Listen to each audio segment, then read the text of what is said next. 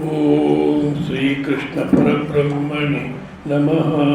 ಓಂ ಶ್ರೀ ಕೃಷ್ಣ ಪರಬ್ರಹ್ಮಣೇ ನಮಃ. ಶ್ರೀಮದ್ಭಗವದ್ಗೀತಾ ಶ್ರೀಮದ್ಭಗವದ್ಗೀತಾ ಅಥ ಮೋಕ್ಷ ಸನ್ಯಾಸ ಯೋಗಃ. ಅಥ ಮೋಕ್ಷ ಸನ್ಯಾಸ ಯೋಗಃ. ಶ್ರೀ ಭಗವಾನುವಾಚ. ಶ್ರೀ ಭಗವಾನುವಾಚ. 66ನೇ ಶ್ಲೋಕ. ಸರ್ವಧರ್ಮಾನ್ ಪರಿತ್ಯಜ್ಯ ಸರ್ವಧರ್ಮಾನ್ ಪರಿತ್ಯಜ್ಯ ಮಾಮೇಕಂ ಶರಣಂ ವ್ರಜ. ಮಾಮೇಕಂ ಶರಣಂ ವ್ರಜ. ಅಹಂ ತ್ವಾ ಸರ್ವಪಾಪೇಭ್ಯೋ ಅಹಂ ತ್ವಾ ಸರ್ವಪಾಪೇಭ್ಯೋ ಮೋಕ್ಷಯಿಷ್ಯಾಮಿ ಮಾ ಶುಚಃ. ಮೋಕ್ಷಯಿಷ್ಯಾಮಿ ಮಾ ಶುಚಃ. ಸರ್ವಧರ್ಮ ಅಂದರೆ ಧರ್ಮ ಅಧರ್ಮ ಎರಡನ್ನೂ ಸೇರಿಸ್ಕೋಬೇಕು. ಅಂದರೆ ತಾತ್ವಿಕ ಅಂತ ಅರ್ಥ ಸರ್ವಕರ್ಮಾಣಿ ಸನ್ಯಾಸ್ಯ, ಎಲ್ಲ ಕರ್ಮಗಳನ್ನು ಬಿಟ್ಟು, ಎಲ್ಲ ಕರ್ಮಗಳನ್ನು ಬಿಟ್ಟು ಅಂದಾಗ ಗೃಹಸ್ಥ ಜೀವನದಲ್ಲಿದ್ದರೆ ಕರ್ಮಗಳನ್ನು ಬಿಡಲಿಕ್ಕಾಗಲ್ಲ, ಬಿಡಲೂಬಾರ್ದು. ಅದಕ್ಕೋಸ್ಕರ ಯೋಗ ಬುದ್ಧಿಯಿಂದ ಜೀವನ ಮಾಡಬೇಕು. ಕರ್ಮಯೋಗ ಮಾಡು ಅಂತಾರೆ, ಸರಿಯಲ್ಲ. ಯೋಗ ಬುದ್ಧಿಯಿಂದ ಕರ್ಮಗಳನ್ನು ಮಾಡು. ಯೋಗ ಬುದ್ಧಿ ಅಂದರೆ ನಾನು ಮಾಡ್ತೀನಿ ಅಂತ ಅಹಂಕಾರ ಇದ್ದೀರ, ಇಷ್ಟಾನಿಷ್ಟ ಫಲಗಳಲ್ಲಿ ಮನಸ್ಸನ್ನು ಸಮಾಧಾನ ಇಟ್ಕೊಂಡು ಪರಮಾತ್ಮನಿಗೆ ಸೇವೆ ಅಂತ ಮಾಡಬೇಕು.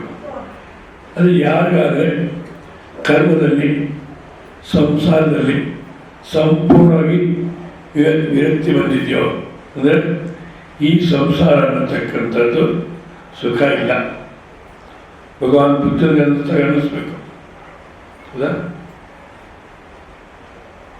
ಮತ್ತು ಕರ್ಮದಿಂದ 4 ವಿಧವಾದಂಥ ಫಲವನ್ನು ಪಡಿಬೋದು.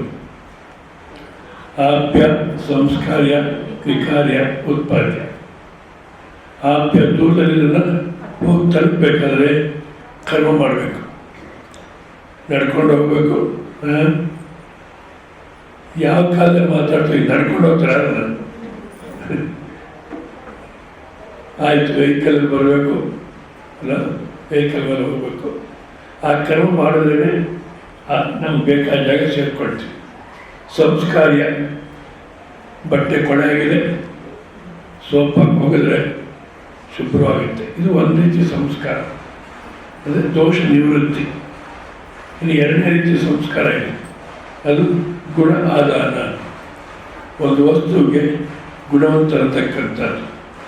ಹಿಂದಿನ ಕಾಲಕ್ಕೆ ಈಗಿನ ಕಾಲಕ್ಕೆ ಆ ಥರ ಮಾಡ್ಸೋಕ್ಕೆ ಹೋಗಲ್ಲ ಸಾಮಾನ್ಯವಾಗಿ. ಅದರಲ್ಲಿ ಹೆಣ್ಮಕ್ಳು ಜಾಸ್ತಿ ಸೀರೆ ಬಣ್ಣ ಹೋಗಿದೆ ಅಂತ ಮತ್ತೆ ಬಣ್ಣ ಹಾಕ್ಸೋರು. ಈಗಿನ ಕಾಲಕ್ಕೆ ಔಟ್ ಆಫ್ ಫ್ಯಾಷನ್, ಹ್ಯಾಂಗರ್ ತೆಗ್ಲಾಕು ಇನ್ನೊಂದು ಕೊಂಡ್ಕೊ ಅಂತಾರೆ. ಆ ಬಣ್ಣ ಹಾಕಿರ್ತಕ್ಕಂಥದ್ದು ಅದೊಂದು ಸಂಸ್ಕಾರ. ಇದು ಸಂಸ್ಕಾರ ಕರ್ಮದಿಂದಲೇ ಆಗಬೇಕು. ಆಪ್ಯ, ಸಂಸ್ಕಾರ, ವಿಕಾರ್ಯ. ಹಾಲಿನ ನಮ್ಮ ಹತ್ರ ತುಪ್ಪ ಬೇಕು ಅಂದಾಗ ನಿಮಗೆ ಗೊತ್ತು ಯಾವ ರೀತಿ ಇತ್ತು. ಆ ವಿಕಾರ ಅನ್ನತಕ್ಕ ಕರ್ಮದಿಂದಲೇ ಆಗಬೇಕು.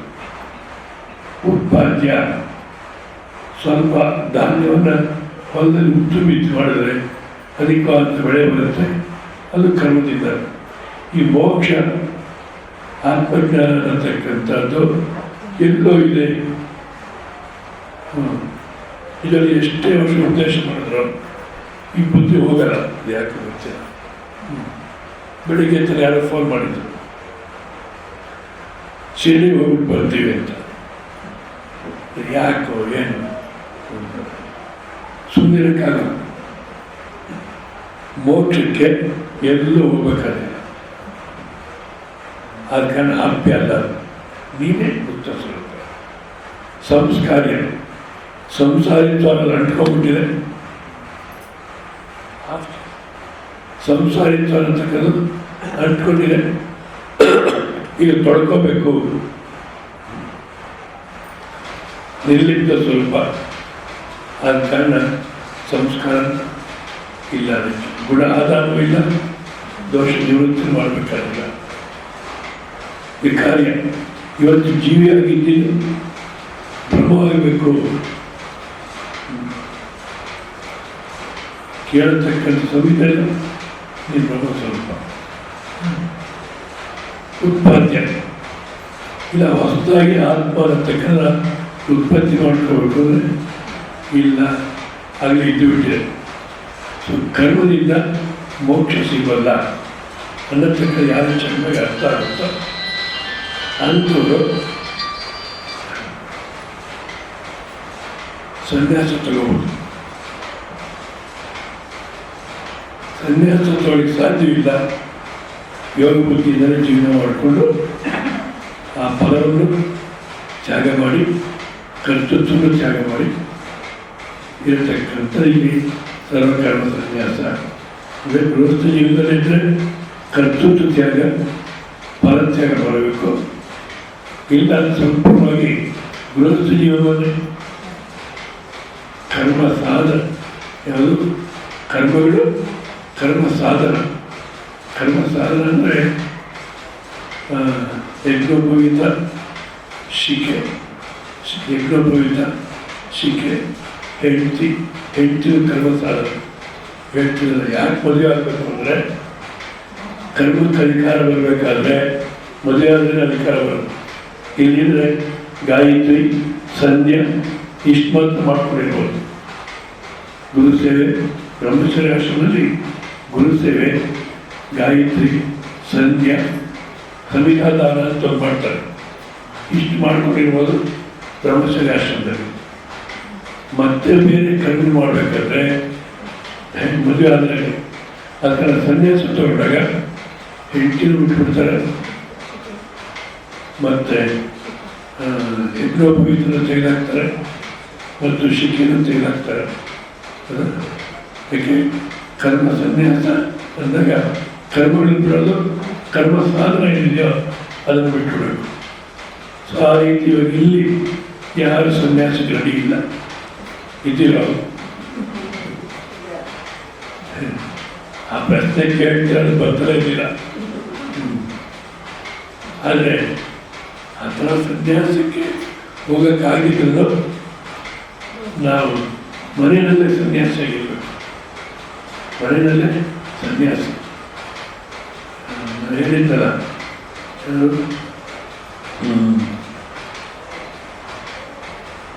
ಕಳ್ತನ ಎಲ್ಲ ಆಗುತ್ತೆ, ಬಂಗಾರ ಬೆಳ್ಳಿ ಹಾಕ್ಕೊಂಡು ಹೋಗ್ತಾರೆ, ಯಜಮಾನ್ ಅಂತಾರೆ ಹೋಯಿತು, ಇನ್ಮೇಲೆ ಭಯ ಇಲ್ಲ, ಧೈರ್ಯವಾಗಿರು. ಇಷ್ಟು ದಿವಸ ಹೋಗುತ್ತೆ ಅಂತ ಭಯ ಇತ್ತು, ಧೈರ್ಯವಾಗಿರು. ಆ ರೀತಿ ಇರಬೇಕು ಸಂಸಾರ. ಮಂಗೋಲಲ್ಲಿ ವೈಶ್ಯ ಕುಟುಂಬದಲ್ಲಿ ಯಾರೋ ಬಿದಾಗುತ್ತೆ, ಯಾರನ್ನು ಮಾತಾಡ್ಸಿಕೋಲ್ಲ ಮನೆಗೆ. ಹೆಂಡತಿ ಮಕ್ಕಳು ಸೊಸೆರು ಮೊಮ್ಮಕ್ಕಳು ಯಾರನ್ನು ಮಾತಾಡ್ಸಿಕೋಲ್ಲ. ಬೆಳಿಗ್ಗೆ ನಾವು ಹೇಳೋದು, ಅವ್ರು ಗಾಯತ್ರಿ ಅನುಷ್ಠಾನ ಮಾಡ್ಕೊಳ್ಳೋದು, ಗ್ರಂಥ ಓದ್ತಾ ಇರೋದು, ಸಮೀಕ್ಷೆಯಾಗಿ ಕೆಳಗಡೆ ಬಂದು ತಿಂದು ಹೊರಟೋದು. ಒಂದ್ಸಲ ಹೆಂಡತಿ ಹೇಳ್ತಾರಂತೆ, ಅಳಿಯ ಬಂದಿದೆ ಅವನನ್ನು ಮಾತಾಡಿಸಿ ಮತ್ತು ಅವ್ರು ಕೋಪ ಮಾಡ್ಕೊಂಡು ಹೇಳ್ಬೇಕು ಅಂತ. ಇನ್ಯಾರು ನಾವು ಕೋಪ ಮಾಡ್ಕೊಂಡು 15 ವರ್ಷ ಆಯ್ತು ಮದುವೆ ಆಗಿ, ಇನ್ನೇನು ಕೋಪ ಮಾತಾಡಿಲ್ಲ. ಆ ರೀತಿ ನಿರ್ಲಿಪ್ತವಾಗಿ ಸನ್ಯಾಸದಲ್ಲಿ ಸಂಸಾರದಲ್ಲಿ ಇದ್ಕೊಂಡು ಯೋಗ ಬುದ್ಧಿಯಿಂದ ಜೀವನ ಮಾಡ್ತಿರ್ಬೋದು, ಇಲ್ಲ ಸನ್ಯಾಸ ತಗೋಬೋದು. ಅದು ಸರ್ವಕರ್ಮಾಣಿ ಸನ್ಯಾಸ ಅನ್ನೋಕ್ಕೆ ಅರ್ಥ. ಮತ್ತು ಸರ್ವಧರ್ಮಾನ್ ಪರಿತ್ಯಜ್ಯ ಅಂದರೆ ಸರ್ವಕರ್ಮಾಣಿ ಸನ್ಯಾಸ. ಮಾಂ ಏಕಂ ನನ್ನನ್ನೇ ಶರಣಂ ವ್ರಜ,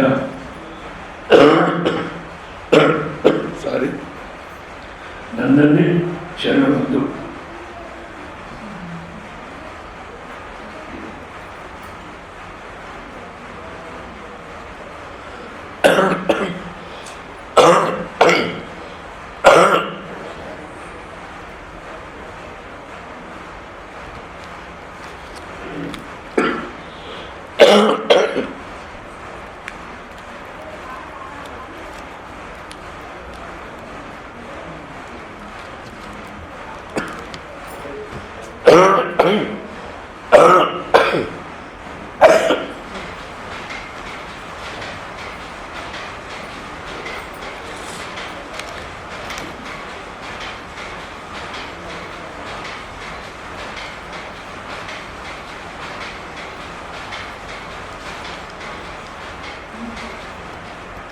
ಇಲ್ಲಿ ಶರಣಾಗತಿ ಅಂದಾಗ ಇಷ್ಟು ತನಕ ದೇವರು ನನಗಿನ ಬೇರೆ, ನಾನು ಭಕ್ತ ಅನ್ನತಕ್ಕಂಥ ಭೇದ ಇಟ್ಟುಕೊಂಡು ಸಮರ್ಪಣಾ ಭಾವದಿಂದ ಯೋಗ ಬುದ್ಧಿಯಿಂದ ಜೀವನ ಮಾಡು ಅಂತ ಹೇಳಿದ್ರು. ಇಲ್ಲಿ ಶರಣ ವ್ರತ ಅಂದರೆ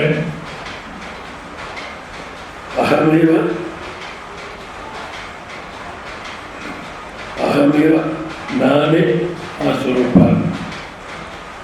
ಕೃಷ್ಣ ಸ್ವರೂಪ, ಬ್ರಹ್ಮ ಸ್ವರೂಪ ನಾನೇ ಅಂದ್ಬಿಟ್ಟು ಅಹಂಕಾರವನ್ನು ಸಂಪೂರ್ಣ ತೆಗೆದುಹಾಕೋಬೇಕು ಅನ್ನೋ ಶಬ್ದನೂ ಸರಿಯಲ್ಲ. ಯಾಕೆಂದರೆ ನಾನು ಅನ್ನತಕ್ಕಂಥ ಅಹಂಕಾರ ಇರೋದೇ ಅಲ್ಲ. ಅದು ನೋಡ್ಕೊಳ್ಳಿ ಚೆನ್ನಾಗಿ ವ್ಯವಹಾರದಲ್ಲಿ ಆ ಸಮಯಕ್ಕೆ ವ್ಯವಹಾರ ಮಾಡಬೇಕಾದ್ರೆ ನಾನು ನಿಂತ್ಕೊಳ್ಳುತ್ತೆ. ಒಳಗಡೆ ಅಂತಃಕರಣದಲ್ಲಿ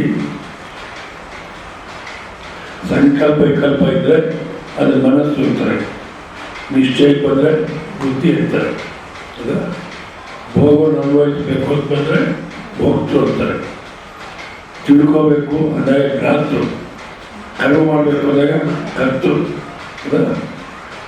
ನಾನು ಅನ್ನತಕ್ಕಂಥ ಅಭಿಮಾನ ಎತ್ಕೊಂಡ್ರೆ ಅಹಂಕಾರ, ಆ ಸಮೀಕ್ಷರಾಗಿ ಅಹಂಕಾರ ಬರುತ್ತೆ ಮತ್ತು ಸ್ಥಿರವಾಗುತ್ತೆ. ಆದರೆ ನಾವು ಅದನ್ನು ಸ್ಥಿರವಾಗಿದೆ ಅಂತ ಇಟ್ಕೊಂಡು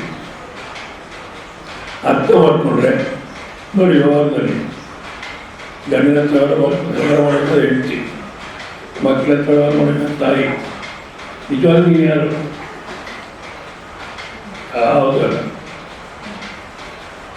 ನಂಗೆ ಯಾರೋ ಒಂದ್ಸಲ ಕೇಳೋದು, ನಿಮ್ಗೆ ಎಷ್ಟು ಜನ ಶಿಷ್ಯರಿದ್ದಾರೆ? ನಾನು ನಿಜವಾಗಿ ಆ ಪ್ರಶ್ನೆ ಬಂದೂ ಇರಲಿಲ್ಲ, ನನ್ನ ಲೆಕ್ಕನೂ ಹಾಕಿಲ್ಲ. ನಾನು ಹೇಳಿದೆ ಯಾರೂ ಇಲ್ಲ. ಯಾಕೆ? ನಾನು ಗುರು ಆಗಿದ್ದರೆ ಶಿಷ್ಯರಿದ್ದಾರೆ. ನಾನು ಇದರಲ್ಲಿ ಏನೂ ಅಲ್ಲ, ನಾನು ಏನೂ ಅಲ್ಲ ಅಂದರೆ ಇನ್ನು ಶಿಷ್ಯ ಬರ್ತಾರೆ. ಅದು ಕಾರಣ ಆ ನಾನು ಅನ್ನತಕ್ಕಂಥ ನಿಂತಿಗೆ, ನಾನು ಇಂಥವಳು ಅಂತಕ್ಕಂಥ ಅಭಿಮಾನ ಅದು ಖುಷಿ ಕೇವಲ ತೋರ್ಕೊಳ್ಳುತ್ತೆ ಹೊರತು ಇರತಕ್ಕಂಥದ್ದಲ್ಲ. ಸೊ ಅದು ತೆಗೆದಾಕಿದ ಮೇಲೆ ಯಾವುದು ಇತ್ತೋ ಆ ಸ್ವರೂಪೇ ನಾನು ಅನ್ನೋದನ್ನ ಅರ್ಥ ಮಾಡ್ಕೊಳ್ತಕ್ಕಂಥದ್ದೇ ಶರಣಂ ವ್ರಜ ಅನ್ನತಕ್ಕಂಥದ್ದು.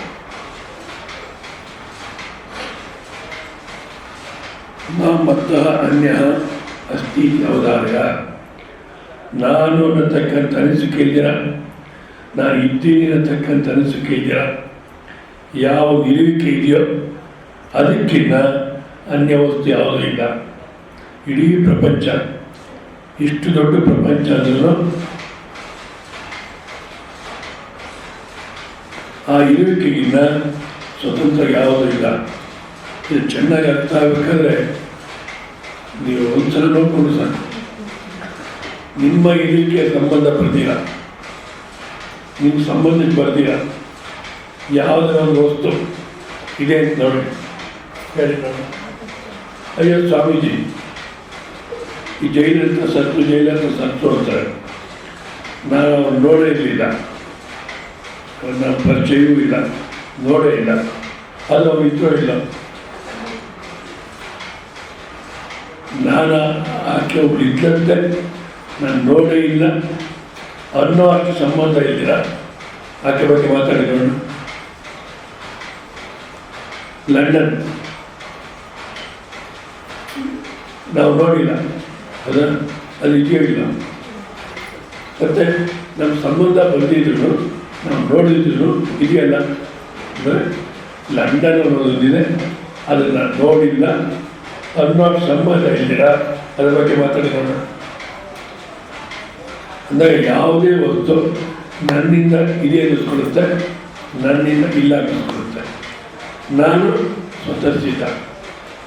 ಈ ಅರ್ಥದಲ್ಲಿ ಎಲ್ಲರೂ ಅದೇ ಸ್ವರೂಪ ಅನ್ನತಕ್ಕಂಥ ಅರ್ಥ ಮಾಡಿಕೊಂಡು ಮತ್ತು ಏನು ಪ್ರಯೋಜನ? ಅಹಂ ತ್ವ ಇವಾಗ ನಿಶ್ಚಿತ ಬುದ್ಧಿ ಸರ್ವಪಾಪೇಭ್ಯ. ಅಂದರೆ ಈ ಥರ ಯಾರಿಗೆ ನಿಶ್ಚಯ ಬರುತ್ತೋ, ನಾನು ಅನ್ನತಕ್ಕಂಥ ಅಹಂಕಾರ ಇದೆಯಾ, ನಾನು ಇದ್ದೀನಿ ಅಂತ ಅಹಂಕಾರ ಇದೆಯಾ, ಯಾವ ನಿಲುವಿಕೆ ಇದೆಯೋ ಅದೇ ನಾನು ಅನ್ನತಕ್ಕಂಥ ತಿಳುವಳಿಕೆ ಯಾರಿಗೆ ಬರುತ್ತೋ ಅಂಥವ್ರನ್ನ ಸರ್ವಪಾಪೇಭ್ಯ, ಎಲ್ಲ ಪಾಪಗಳಿಂದ, ಎಲ್ಲ ಪಾಪಗಳಿಂದ ಸರ್ವ ಧರ್ಮ ಅಧರ್ಮ ಬಂಧನರೂಪೇಭ್ಯ. ಧರ್ಮ ಅಧರ್ಮ ಪಾಪ ಪುಣ್ಯ ಜನ್ಮ ಜನ್ಮ ಏನು ಮಾಡ್ಕೊಂಡು ಹೋಗಿದೋ ಅದು ಈ ಅಹಂಕಾರಕ್ಕೆ ಸಂಬಂಧಿಸಿದೆ ಹೊರತು ಆ ಸ್ವರೂಪಕ್ಕೆ ಸಂಬಂಧಿಸಿದಲ್ಲ. ಸ್ವರೂಪದಲ್ಲಿ ಯಾವ ಸಂಚಿತ ಆಗಾಮಿ ಪ್ರಾರಂಭ ಇಲ್ಲ. ಅದೇ ನಾನು ಅರ್ಥ ಮಾಡಿಕೊಂಡ್ರೆ ಈ ಅಹಂಕಾರಕ್ಕೆ ಸಂಬಂಧಿಸಿರ್ತಕ್ಕಂಥ ಸಂಚಿತ ಆಗಾಮಿ ಪ್ರಾರಂಭ ಇದು ಅಹಂಕಾರದ ಹೊರತು ಸ್ವರೂಪದಲ್ಲ. ಬರೀ ಅಹಂಕಾರಕ್ಕಾದ್ರೂ ಇದೆಯೋ ಇಲ್ಲ ಅಂದರೆ ಅಹಂಕಾರ ಅನ್ನೋದೇ ತೋರಿಕೆ. ಯಾವ ರೀತಿ ಕನಸಿನಲ್ಲಿ ನಾನು ಅನ್ನೋದನ್ನು ಎದ್ದುಕೊಳ್ಳುತ್ತೋ ಪ್ರಪಂಚ ಕಾಣುತ್ತೋ ಇದು ಅಷ್ಟೇ. ಅದಕ್ಕೇನೆ ಸತ್ಯವಲ್ಲ. ಸೊ ಈ ರೀತಿ ಅರ್ಥ ಮಾಡಿಕೊಂಡಾಗ ಎಲ್ಲ ಧರ್ಮ ಅಧರ್ಮ ಪಾಪ ಪುಣ್ಯ ಇದರಿಂದ ಬಿಡುಗಡೆ ಮಾಡ್ತೀನಿ ಅಂತ ನಾನು ಅನ್ನತಕ್ಕಂಥ ಯಾವ ಇರುವಿಕೆ ಇದೆಯೋ ಅದಕ್ಕೆ ಯಾವುದು ಸಂಬಂಧನೂ ಇಲ್ಲ ಅನ್ನತಕ್ಕ ಅರ್ಥ ಆಯಿತು. ಮತ್ತು ಇಷ್ಟು ದಿವಸ ನಾನು ಅಂದ್ಕೊಂಡಿದ್ದಲ್ಲ ಸಂಚಿತ ಆಗಾಮಿ ಕಾಲ ನೀವೇ ಹೇಳ್ತಿದ್ದಲ್ಲ ಅಂದರೆ ನಾನು ಇಂಥವ್ರು ಅನ್ನತಕ್ಕ ವ್ಯಕ್ತಿತ್ವ ಸತ್ಯ ಅಂತ ಇಟ್ಕೊಂಡಾಗ ಅವೆಲ್ಲ ಹೇಳ್ತಾರೆ. ಪ್ರಪಂಚ ಸತ್ಯ ಅಂತ ಇಟ್ಕೊಂಡಾಗ ನೋಡಿ ಕಾರಣ ಶರೀರ ಅಂತ ಉಪಯೋಗಿಸ್ತಾರೆ. ಆ ಕಾರಣ ಶರೀರ ಅನ್ನೋದು ಶಂಕರಾಚಾರ್ಯ ಭಾಷೆಯಲ್ಲಿ ಎಲ್ಲ ಒಂದು ಕಡೆ ಬರುತ್ತೆ. ಆ ಶಂಕರಾಚಾರ್ಯ ಬಂದರೋ ಯಾರನ್ನ ಸೇರಿಸಿದ್ರೋ ಅನ್ನೋದೇ ಸಂದೇಹ. ಇವತ್ತು ನಮ್ಮ ಅನುಭವದಲ್ಲಿ ಸ್ಥೂಲ ಶರೀರ ಇದೆ, ಇದೆಯೋ ಇಲ್ಲ? ನೀವಿದೆ ಅಂದರೆ ಇದೆ, ನೀವಿಲ್ಲ ಇಲ್ಲ ಅಂತಿರೋ ಇದೆ. ಮತ್ತು ಮನಸ್ಸು ಬುದ್ಧಿ ಚಿತ್ತ ಅಹಂಕಾರ ಇದು ಸೂಕ್ಷ್ಮ ಶರೀರ ಅಂತ ಅದು ನೀವು ಅನುಭವದಲ್ಲಿ ಇದೆಯೋ ಇಲ್ಲ? ಕಾರಣ ಶರೀರ ಅನ್ನೋದು ಇನ್ನೊಂದು ಅನುಭವದಲ್ಲಿ ಇದೆಯೋ ಇಲ್ಲ? ಮತ್ತು ಹೇಗೆ ಹೇಳ್ತಾರೆ ಈ ಪ್ರಪಂಚ ಸತ್ಯ ಅಂತ ಇಟ್ಕೊಂಡು ಇದೆಲ್ಲ ಒಬ್ಬರು ಎಲ್ಲರೂ ಒಂದೇ ಥರ ಇಲ್ಲ, ಎಲ್ಲರೂ ಒಂದು ಮಾಡ್ತೀವಿ ಅಂತಾರೆ, ಯಾವತ್ತೂ ಸಾಧ್ಯವಿಲ್ಲ. ಎಲ್ಲರನ್ನೂ ಒಂದು ಮಾಡ್ತೀವಿ ಅಂತ ಹೆಣ್ಣು ಗಂಡು ಭೇದ ತೆಗೆದುಬಿಟ್ಟು ಎಲ್ಲರನ್ನೂ ಹೆಂಗಸರು ಮಾಡಿದ್ರೆ ಅಥವಾ ಎಲ್ಲರನ್ನೂ ಗಂಡಸರು ಮಾಡಿದ್ರೆ ಪ್ರಪಂಚ ಸರಿ ಹೋಗುತ್ತ? ಅಲ್ಲ ಸ್ವಾಮೀಜಿ, ಹೆಣ್ಣು ಗಂಡು ಭೇದ ಇರಲಿ, ಒಬ್ಬರು ಬೆಳ್ಳಗೆ ಒಬ್ಬರು ಕಪ್ಪಿಗೆ ಒಬ್ಬರು ಕುಳಿಗೆ ಹೀಗೆ ಎಲ್ಲರೂ ಒಂದೇ ಥರ ಇದೆ. ಒಂದೇ ಥರ ಇದ್ದರೆ ನಮ್ಮವರದ್ದು ಕೂರಿಸೋದೆ ವ್ಯವಹಾರ ನಡೆಯಲ್ಲ, ಅವರು ಕಷ್ಟ. ಆ ಭೇದ ಇಲ್ಲಿ ಒಬ್ಬ ಸಾಹುಕಾರ ಒಬ್ಬ ಬಡವ ಇದ್ಯಾಕೆ ಅಂದರೆ ಅವನನ್ನು ಕೇಳ್ಕೊಂಬಂದಿದ್ದು ಅವನ ಪ್ರಾರಂಭ. ಯಾರನ್ನ ಕಷ್ಟಪಡಬೇಕು ಗೋಡಾಡಬೇಕು ಅಂತ ಕೇಳಿರ್ತಾರೆ. ಏನು ಹೇಳಿ, ನಾವು ಕಷ್ಟಪಡಬೇಕು ಗೋಡಾಡಬೇಕು ಅಂತ ಕೇಳಿರ್ತೀವಿ. ಮತ್ತು ಯಾಕೆ ಬರುತ್ತೆ ಗೋಡಾಡ್ತಾರೆ? ಯಾವ ಪರಿಸ್ಥಿತಿ ಇದೆಯೋ ಆ ಪರಿಸ್ಥಿತಿ ಜೀವನ ಮಾಡ್ತೀರ. ನಾವೇನು ಮಾಡ್ತೀವಿ, ಆ ರೀತಿ ಇದ್ದರೆ ಚೆನ್ನಾಗಿರುತ್ತೆ ಅಂತ ಕಲ್ಪನೆ ಮಾಡ್ತೀವಿ. ಯಾರೋ ಒಬ್ಬಾಕಿ ಮದುವೆ ಆಯ್ತು, ಚಿಕ್ಕ ವಯಸ್ಸಲ್ಲೇ ಮದುವೆ ಮಾಡಿದ್ರು, ಹಿಂದಿನ ಕಾಲದಲ್ಲಿ ಮಾಡ್ತಿದ್ದಿಲ್ಲ. ಇವಾಗ ಅದೇ ಕರೆಕ್ಟು, ಬಾಲ್ಯ ವಿವಾಹನೇ ಕರೆಕ್ಟು. ಹಾಗನ್ನಕ್ಕೋದು ಅರೆಸ್ಟ್ ಮಾಡ್ತಾರೆ ಮೂರ್ಖರು. ಯಾಕೆ ಇಷ್ಟು ಅತ್ಯಾಚಾರ ಇದೆಲ್ಲ ಯಾಕೆ ನಡೀತಾ ಇದೆ? ಬಾಲ್ಯ ವಿವಾಹ ಇದ್ದಿದ್ರೆ ಅಥವಾ ನಡೀತಿರ್ಲಿಲ್ಲ. ಈಗ ಬಾಲ್ಯ ವಿವಾಹ ಅನ್ನತಕ್ಕಂಥದ್ರಲ್ಲಿ ಮದುವೆ ಮಾಡಿದ್ರು, ಗಂಡನ ಮನೆಯಲ್ಲಿ ಜೀವನ ಮಾಡಬೇಕಾದ್ರೆ ಭಾಳ ಹಿಂಸೆ ಅನ್ನಿಸ್ತಾಗೆ. ಅವಾಗ ಪ್ರಾರ್ಥನೆ ಮಾಡ್ತಾರೆ, ಪರಮಾತ್ಮ ಇದೆಲ್ಲ ಅರ್ಥ ಮಾಡ್ಕೊಂಡ್ಮೇಲೆ ಮುಂದಿನ ಜನ್ಮಕ್ಕೆ ಮದುವೆ ಆಗಿ ಭಾಳ ಬೇಗ ಮದುವೆ ಆಗೋದು ಬೇಡ, ಇದೆಲ್ಲ ಅರ್ಥ ಮಾಡ್ಕೊಂಡ್ಮೇಲೆ ಆಗಲಿ ಪರಮಾತ್ಮ ತಥಾಸ್ತು ಅಂತಾನೆ. ಇವಾಗ ಎಷ್ಟು ನೋಡಿದ್ರು ಸೆಟ್ಲ್ ಆಗಲ್ಲ, ಏನು ಮಾಡೋದು ಸೆಟ್ಲ್ ಆಗಲ್ಲ. ದೇವ್ರು ಯಾಕೆ ಹೀಗೆ ಮಾಡೋದು? ನೀನು ಕೇಳ್ಕೊಂಡಿದ್ದೆ. ಮಕ್ಕಳ ಹತ್ರ ಒತ್ತಾಡಿದ್ರೆ ಬಾ ಮುಂದಿನ ಮಕ್ಕಳೇ ಬೇಡ ಅಂತಾರೆ, ಬಸ್ ಆಗೋದಿಲ್ಲ. ಅಂದರೆ ನಾವು ಏನು ಕೇಳ್ಕೊಂಡ್ರೆ ಏನಾಗುತ್ತೆ ಅನ್ನೋದು ಗೊತ್ತಿದ್ದೀರಾ, ಏನು ಮಾಡಿದ್ರೆ ಏನಾಗುತ್ತೆ ಗೊತ್ತಿದ್ದೀರಾ. ಪಾಪ ಪುಣ್ಯ ಧರ್ಮ ಅಧರ್ಮ ಎಲ್ಲ ಮಾಡಿರ್ತೀವಿ. ಆದರೆ ಅದು ಕೇವಲ ಅಹಂಕಾರಕ್ಕೆ ಸಂಬಂಧಿಸಿದ್ದು. ಅಹಂಕಾರ ಅನ್ನೋದು ಈ ಅವಸ್ಥೆಯಲ್ಲೇ ಇರುತ್ತೆ ಹೊರತು ಮತ್ತೆ ಇದು ನಮ್ಮ ಜೊತೆಗಿರಲ್ಲ. ನೋಡಿ, ಇದೇ ಅಹಂಕಾರ ಕನಸು ಬರಲ್ಲ. ಕನಸಲ್ಲಿದ್ದಂತಹ ಅಹಂಕಾರ ಹೆಚ್ಚಿಗೆ ಬರಲ್ಲ. ಎರಡು ಅಹಂಕಾರನೂ ನಿತ್ಯದಲ್ಲಿಲ್ಲ. ಅಹಂಕಾರ ಅಂತ ನಮ್ಮ ಸ್ವರೂಪ ಅಲ್ಲ, ಅದು ತೆಗೆದಾಗ ಜ್ಞಾಪಕ ಇತ್ತು. ಅದೇ ನಮ್ಮ ಸ್ವರೂಪ ಅಂದರೆ ಎಲ್ಲ ಪಾಪಗಳಿಂದ ಮುಕ್ತಿ ಆಗುತ್ತೆ. ಹೇಳಿದ್ರಲ್ಲ, ಅನೇಕ ಸಹಸ್ರ ಜನ್ಮಕೃತ ಸಂಚಿತಮಿ ಕ್ಷಣಕಾಲ ಭಸ್ಮೀಕರೋತಿ. ಜನ್ಮ ಮಾಡಿರ್ತಕ್ಕಂಥ ಸಂಚಿತ ಕರ್ಮ ಇಲ್ಲ ಅನ್ನಿಸ್ಬಿಡುತ್ತೆ. ಅದು ಸರ್ವಪಾಪಿಭ್ಯೋ ಮೋಕ್ಷಯಿಷ್ಯಾಮಿ ಅಂತ ಹೇಳ್ತಾರೆ. ಮತ್ತು ಅತಃ ಅಂದರೆ ಎಲ್ಲ ಕರ್ಮಗಳನ್ನು ಸನ್ಯಾಸ ಮಾಡಿ, ಯೋಗ ಬುದ್ಧಿದಾದ ಮಾಡಿ ಅಥವಾ ಸನ್ಯಾಸ ಮಾಡಿ ನನ್ನ ಸ್ವರೂಪವನ್ನು ಅರ್ಥ ಮಾಡಿಕೊಂಡ್ರೆ ಯಾವ ಪಾಪ ಇರಲ್ಲ, ಯಾವ ಪ್ರಾರಬ್ಧವಿಲ್ಲ, ಸಂಚಿತವಿಲ್ಲ ನನಗೆ. ಅಂತಹ ಈ ರೀತಿ ಕಾರಣ ಮಾಸುಚ ಯೋಚನೆ ಮಾಡಬೇಡ. ಏನಂತ ಇಂಥ ಮಾಡಲೇಬೇಡ, ಮಾಡೋದು ಏನೇನಾಗುತ್ತೋ ಯಾವುದಕ್ಕೂ ಅನ್ಕೋಬೇಡ. ಮಾಸುಚ ಮಾ ಶೋಕ ಮಾ ಕಾಶಿ. ಸಾಮಾನ್ಯ ನಾವು ಜೀವನ ಮಾಡೋದು ಶೋಕ ಮೋಹಗಳೇ ಜೀವನ ಮಾಡ್ತೀವಿ. ಶೋಕ ಮೋಹ ಅಂದರೆ ನನ್ನದು ಅಂತಕ್ಕಂಥದ್ದು, ನನ್ನವರು ಅನ್ನತಕ್ಕಂಥವ್ರಿಗೆ ನನಗೆ ಏನಾಗುತ್ತೋ, ಯಾವಾಗ ಏನಾಗುತ್ತೋ ಅನ್ನತಕ್ಕಂಥ ಶೋಕ.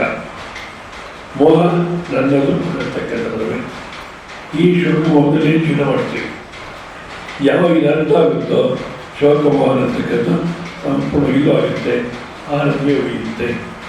ಇಲ್ಲಿಗೆ ಭಗವದ್ಗೀತೆಯ ಸಂಪೂರ್ಣ ಉಪದೇಶ ಮುಗೀತು. ಇನ್ನು ಮುಂದಿನ 67ನೇ ಶ್ಲೋಕವನ್ನು ನೋಡಿ.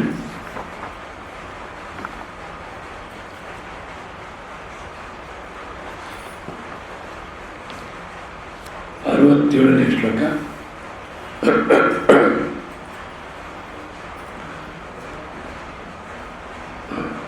ಶ್ರೀ ಭಗವಾನ್ ವಾಚ ಇದಂ ತೇನ ತಪಸ್ಕಾಯ ಭಕ್ತಾಯ ಕದಾಚನ ನ ಚ ಶುಶ್ರೂಷವೇ ವಾಚ್ಯಂ ನ ಚ ಮಾಂ ಯೋಗ್ಯಸೂಯತಿ. ಮತ್ತು ಗೀತಾಶಾಸ್ತ್ರ ಅನ್ನತಕ್ಕಂಥದ್ದು ಉಪಸಂಹೃತ್ಯಗಳಿಗೆ ಉಪಸಂಹಾರ ಮಾಡಿ ಅಸ್ಮಿನ್ ಅಧ್ಯಾಯ ವಿಶೇಷ ಶಾಸ್ತ್ರದಾಢ್ಯಾಯ ಸಂಕ್ಷಿಪ್ತ ಉಪಸಾರ ಕೃತ್ವ ಅಥವಾ ಇದಾನಿ ಶಾಸ್ತ್ರ ಸಂಪ್ರದಾಯವಿದಂ. ಶಾಸ್ತ್ರದಲ್ಲಿ ಏನು ಸಂಪ್ರದಾಯ ಇದೆಯೋ ಅದನ್ನು ಹೇಳಲಿಕ್ಕೆ ಪ್ರಾರಂಭ ಮಾಡ್ತಾರೆ.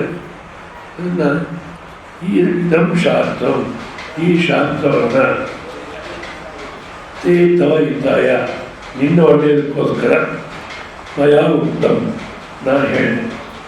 ಅದಕ್ಕೋಸ್ಕರ ಸಂಸಾರ ವಿಚಿತ್ತಗಿ ಅಂದರೆ ಸಂಸಾರ ಅಂದರೆ ಹೆಂಡತಿ ಮಕ್ಕಳು, ಗಂಡ ಮಕ್ಕಳು ಅಷ್ಟೇ ಅಲ್ಲ,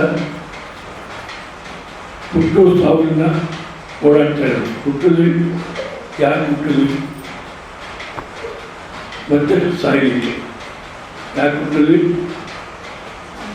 ಸಾಯಲಿಕ್ಕೆ. ನಾವು ಸಾಯಲಿಕ್ಕೆ ಅಂದ್ಕೊಂಡಿದ್ದೀನೋ ಆಗೋದೇ ಆಯಿತು. ಮತ್ತೆ ಹುಡ್ತೀವಿ. ಯಾತಕ್ಕೆ? ಮತ್ತೆ ಹುಟ್ಟೋದು ಸಾಯ, ಹುಟ್ಟೋದು ಸಾಯ, ಇದು ಸಂಸಾರ. ಸೊ ಈ ಹುಟ್ಟು ಸಾವುಗಳು ನಾನು ನನ್ನದು ಅನ್ನತಕ್ಕ ಅರಿವಾದಿಂದ ಬಿಡಿಸ್ಲಿಕ್ಕೋಸ್ಕರ ಹೀಗೆ ಹೇಳಾಯಿತು. ಆದರೆ ಇದು ತಿಳ್ಕೊಂಡಿದ್ದೀನಿ ಅಂದ್ಬಿಟ್ಟು ಎಲ್ಲರಲ್ಲಿ ಹೇಳಕ್ಕೆ ಹೋಗೋಣ.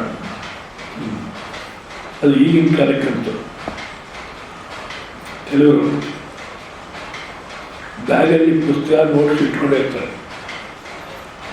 ಬಸ್ಸಲ್ಲಿ ಪ್ರಯಾಣ ಮಾಡಬೇಕಾದ್ರೆ, ಟ್ರೈನಲ್ಲಿ ಪ್ರಯಾಣ ಮಾಡಬೇಕಾದ್ರೆ ಪಕ್ಕದಲ್ಲಿ ಯಾರು ಬಂದು ಕೂತ್ರೆ ಶುರು ಮಾಡ್ತಾರೆ. ಒಂದ್ಸಲ ನನ್ನ ಜೊತೆಗೆ ಯಾರೋ ಬಂದಿದ್ವಿ, ಶೃಂಗೇರಿಯಲ್ಲೆಲ್ಲ ಹೋಗಿದ್ವಿ. ಯಾರಿಗೂ ಗಂಡ ಇಡ್ತೀವಿ ಹೊಸ್ತಾಗಿ ಮದುವೆ ಆಗಿ ಹನಿಮೂನ್ ಅಂತ ಒಂದೇ ಹನಿಮೂನ್ ಅಂತ ನಿಮಗೆಲ್ಲ ಗೊತ್ತಾಗುತ್ತೆ. ಅವರಿಬ್ಬರು ಕೂತಿದ್ದಾರೆ, ಅವ್ರ ಪಕ್ಕದಲ್ಲಿ ವೇದಾಂತಿ ಕೂತಿದ್ದಾರೆ. ನೋಟ್ಸ್ ತೆಗೆದು ಕೇಳಕ್ಕೆ ಶುರು ಮಾಡೋದು. ಜಗಳ ಶುರುವಾಗುತ್ತೆ. ನಾವು ಮದುವೆ ಮಾಡಿಕೊಂಡು ಹೊಸ್ತಾಗಿ ಈಗ ಹನಿಮೂನಕ್ಕೆ ಬಂದಿದ್ರೆ ನೀನೇನು ಯಾರು ಬೀಳ್ತೀಯಾ ಅಂತ ಕೇಳಕ್ಕೆ ಹೋಗ್ತೀಯ. ಜಗಳ ಶುರುವಾಯಿತು. ಆಮೇಲೆ ನಾನು ನನ್ನ ಜೊತೆಗಿದ್ದಲ್ಲ ಅವ್ರನ್ನ ಸುಮ್ಮನೆ ಕರ್ಕೊಂಡ್ಬಿಟ್ಟು ಅಂತಂದ್ಬಿಟ್ಟು ಕರ್ಕೊಂಡ್ಬಿಟ್ರು. ಅಲ್ಲ, ಅವರು ಹನಿಮೂನ್ಗೆ ಅಂತ ಬಂದಿರ್ಬೇಕಾದ್ರೆ ನೀನು ಹೆಂಡ್ತಿಯೂ ಸುಳ್ಳು, ನಿನ್ನ ಪ್ರಪಂಚವೂ ಸುಳ್ಳು. ಏನು ಅರ್ಥ ಇದೆ?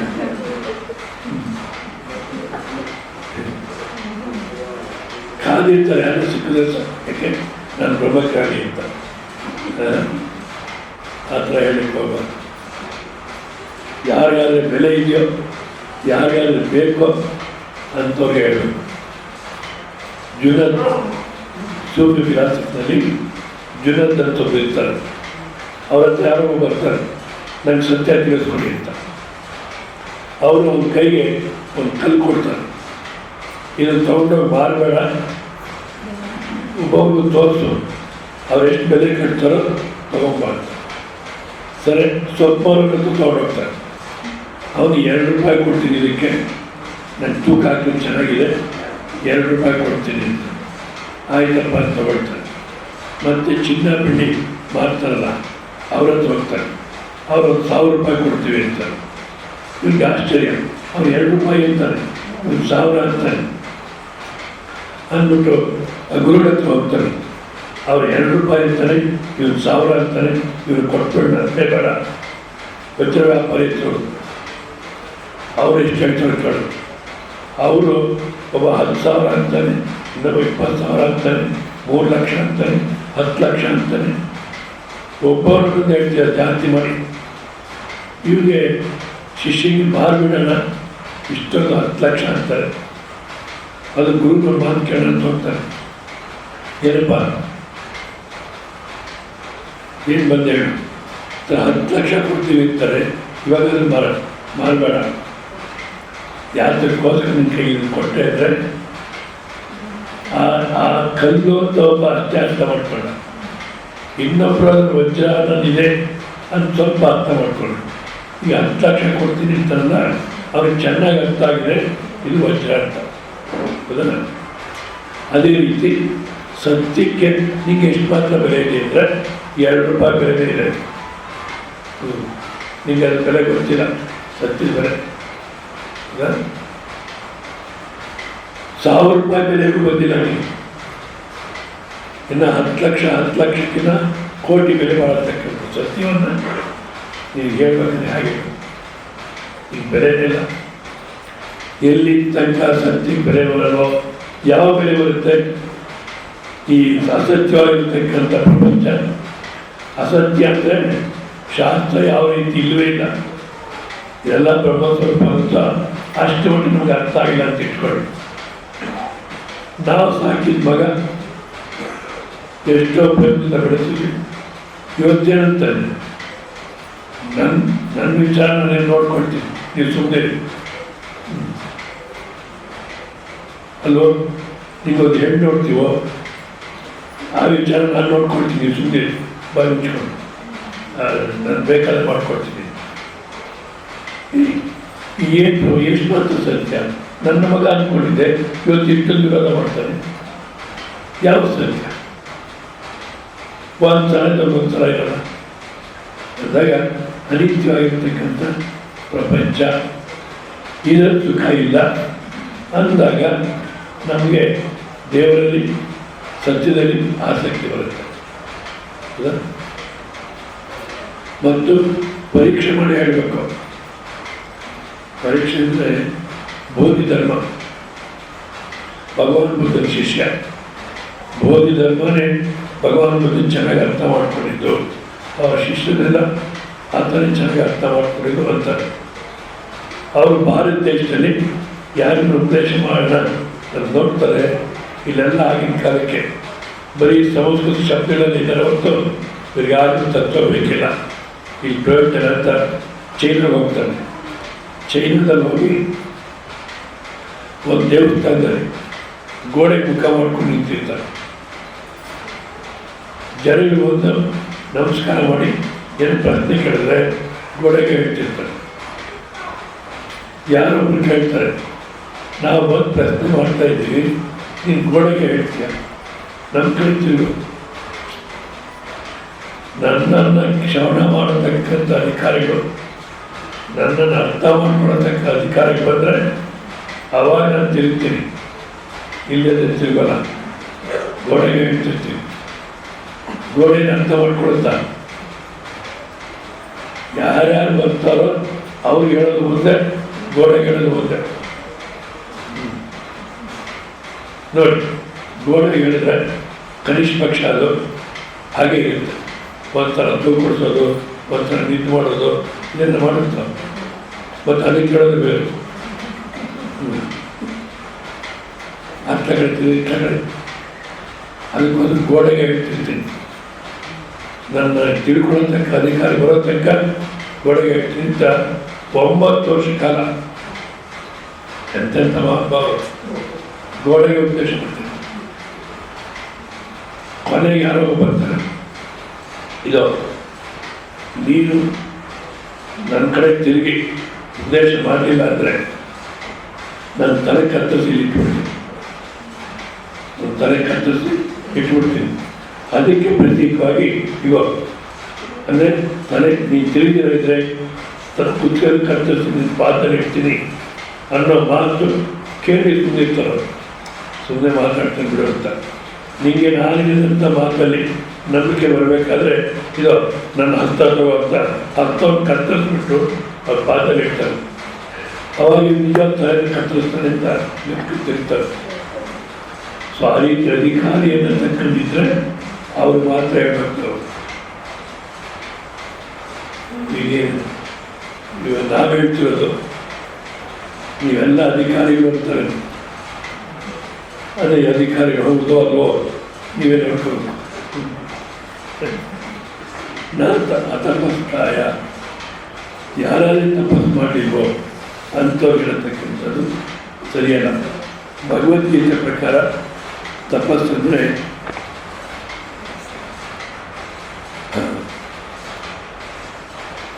ಭಗವದ್ಗೀತೆ ಪ್ರಕಾರ ತಪಸ್ಸಂದರೆ ಕರ್ಮಯೋಗ ಸಾಧನೆ. ಕರ್ಮಯೋಗ ಸಾಧನೆ ಮಾಡಿ ಮನಸ್ಸು ಸಮಾಧಾನವಾಗಿದೆಯೇ, ಯಾರ ಮನಸ್ಸು ಕರ್ಮಯೋಗ ಸಾಧನೆಯಿಂದ ಕರ್ಮಗಳನ್ನು ಯೋಗ ಬುದ್ಧಿಯಿಂದ ಮಾಡಿ ಸಮಾಧಾನದ ಮನಸ್ಸಿದೆಯೋ ಅವರು ಮಾತ್ರ ಹೇಳು. ಕರ್ಮಯೋಗ ಮಾಡದಿರೋರಿಗೆ, ಮನಸ್ಸು ಸಮಾಧಾನ ಇಲ್ಲದವ್ರಿಗೆ, ಇದೇ ಬೇಕು ಅನ್ನತಕ್ಕಂಥ ಆಸಕ್ತಿ ಬರದೇ ಇರೋರಿಗೆ ನಾವು ಅನಿಸುತ್ತೆ ಇದೇ ಬೇಕು ಅಂತ. ಹೌದಾ? ನಾನು ರಾಯಚೂರಿಗೊಂಥರ ರಾಯಚೂರು ಆಶ್ರಮ ಟೌನಲ್ಲಿ ಪ್ರವಚನ ವ್ಯವಸ್ಥೆ ಮಾಡಿದ್ದರು. ಅದು ಚೌಟ್ರಿನಲ್ಲಿ ಒಂದು 70 ಜನ ಬರೋರು. ಒಂದು ಸಲ ಪ್ರಶ್ನೆ ಮಾಡೋದು. ಇದೇ ಸಮಯಕ್ಕೆ ಪಕ್ಕದಲ್ಲಿ ಆ ಫಿಲ್ಮ್ ಆ್ಯಕ್ಟರ್ ಯಾರೊಬ್ಬ ಬಂದ ಅಂತ ಇಟ್ಕೊಳ್ಳಿ. ನಿಮ್ಮಲ್ಲಿ ಎಷ್ಟು ಜನ ಇಲ್ಲಿರ್ತೀರ ಅಂದರೆ ಯಾರೋ ಒಬ್ಬಾಕಿ ಕೈ ಎತ್ತುದು, ಇನ್ನು ಮಿಕ್ಕದಾರ ಕೈ ಎತ್ತಿಲ್ಲ. ಯಾಕೆ? ಇದೇ ಸಮಯಕ್ಕೆ ಫಿಲ್ಮ್ ಆ್ಯಕ್ಟರ್ ಗಣೇಶ ಬರ್ತಾನೆ ಇಲ್ಲಿ ಅಂದ್ಬಿಟ್ರೆ ಎಷ್ಟು ಜನ ಇರ್ತೀರ ನೀವು?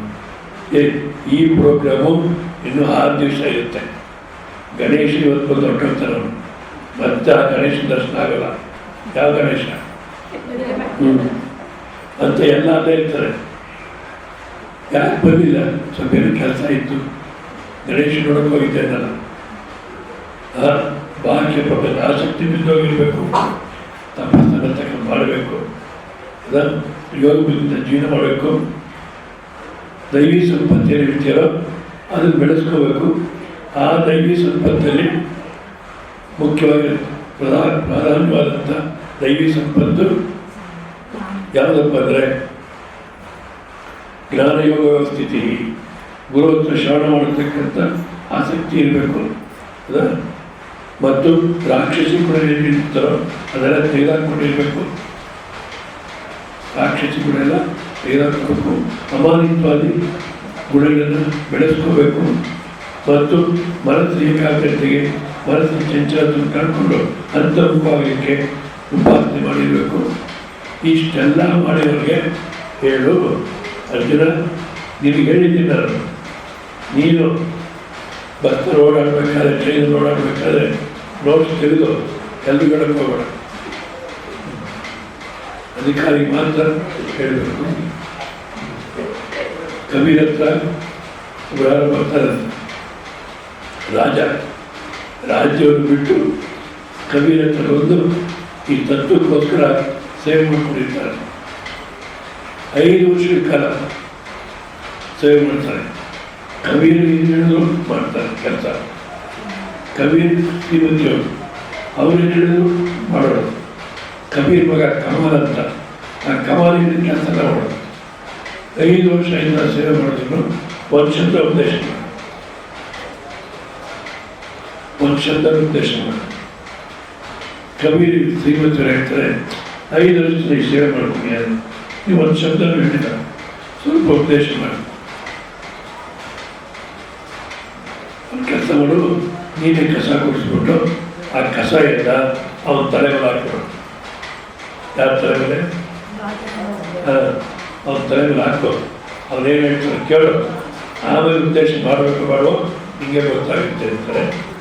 ಗುಡಿಸ್ಬಿಟ್ಟು ಅವನ ತಲೆ ಮೇಲೆ ಹಾಕಿದ್ರೆ ಅವನು ಅಂದ್ಕೊಳ್ತಾನೆ, ನಾನು ರಾಜನಾಗಿ ಇದ್ದಿದ್ರೆ ಈ ಪರಿಸ್ಥಿತಿ ಬರ್ತಿರ್ಲಿಲ್ಲ. ಅದೇನಂತ ಆ ಜೀವನನೇ ಉತ್ತಮ ಅನ್ನೋದಿದು ಇದೆ ನಮಗೆ. ಅಲ್ಲ, ಇದೇನು ಹೇಳ್ತಾರಪ್ಪ ಕೈಯಲ್ಲಿ ಅನ್ನೋದು, ಇವರಿಗೆ ಹೆಣ್ಣಿಲ್ಲ ಮಕ್ಕಳಿಲ್ಲ, ಆ ಮೊಮ್ಮಗು ಮೂಗಲ್ಲಿ ಸಿಂಬಳ ಹೊರಿಸ್ಬೇಕಾದ್ರೆ ಎಷ್ಟು ಆನಂದ ಇರುತ್ತೆ. ಆ ಮೊಮ್ಮಗು ಇನ್ನೇನೇನು ತೊಡಿತಾರೋ ಎಷ್ಟು ಆನಂದ ಇರ್ತದಲ್ಲಿ. ಅದನ್ನೆಲ್ಲ ಬಿಟ್ಬಿಟ್ಟು ಈ ತತ್ವಕ್ಕೆ ಹಾಕಿ ನೀನೇ ಆನಂದ ಅಂತಾರೆ. ತಿಳ್ಕೊಂಡು ತಿಟ್ಕೊ, ಏನು ಪ್ರಯೋಜನ? ನಮ್ಮ ಸ್ವಭಾವ, ನಮ್ಮ ಸಹಜ ಸ್ಥಿತಿ ಏನೋ ಅದನ್ನು ತಿಳ್ಕೊಳ್ಳೋಕೆ ನಮ್ಗೆ ಇಷ್ಟ ಬರಲ್ಲ. ನೋಡಿ, ಮನುಷ್ಯನ ಶರೀರದ ಸಹಜ ಸ್ಥಿತಿ ಆರೋಗ್ಯ, ಅನಾರೋಗ್ಯ ನಮ್ಮ ಸಹಜ ಸ್ಥಿತಿ ಅಲ್ಲ. ಆದ ಕಾರಣ ಆರೋಗ್ಯಕ್ಕೋಸ್ಕರ ಪ್ರಯತ್ನ ಮಾಡಿ, ವಾಕಿಂಗ್ ಮಾಡಿ, ಯೋಗ ಮಾಡಿ, ಆಹಾರ ನಿಯಮ ಇಟ್ಕೊಳ್ಳಿ, ಮನಸ್ಸನ್ನ ಸಮಾಧಾನವಾಗಿ ಇಟ್ಕೊಳ್ಳಿ, ಟೆನ್ಷನ್ ಪಡಬೇಡಿ ಅಂತ ಹೇಳಿದ್ರೆ ನಮ್ಗೆ ಆಸಕ್ತಿ ಬರೋದೇನ. ಯಾಕೆ? ಆರೋಗ್ಯ ನಮ್ಮ ಸ್ವಭಾವ, ನಮ್ಮ ಸ್ವಭಾವದಲ್ಲಿ ನಮ್ಗೆ ಆಸಕ್ತಿ ಇರೋಲ್ಲ. ಆದ ಕಾರಣ ಯಾರಿಗಾದ್ರೆ ಬಾಹ್ಯ ಪ್ರಪಂಚ ಸಾಕು ಅಂತಿದೆಯೋ, ಇದೇ ಬೇಕು ಅಂತಿದೆಯೋ ಅಂಥವ್ರುಗಳು ತಪಸ್ಸನ್ನು ಯಾರು ಮಾಡಿದ್ವೋ ಅವ್ರು ಹೇಳಲಿಕ್ಕೆ ಹೋಗಬೇಡ. ತಪಸ್ಸಂದರೆ ಇನ್ನೊಂದು ಥರ ಇರ್ತದೆ. ಅಧ್ಯಾತ್ಮ ಮಾರ್ಗದಲ್ಲಿ ಏನೇನು ಕಷ್ಟ ಕಾಣುತ್ತೋ ನಮಗೆ ಅದನ್ನೆಲ್ಲ ಸಹಿಸ್ಕೊಂಡು ಮುಂದಕ್ಕೆ ಹೋಗ್ತೀವಿ ಅನ್ನತಕ್ಕಂಥ ತಾಳ್ಮೆ ಅದು ತಪಸ್ಸು. ಆ ತಪಸ್ಕಾಯ ಮತ್ತು ನೋಡಿ,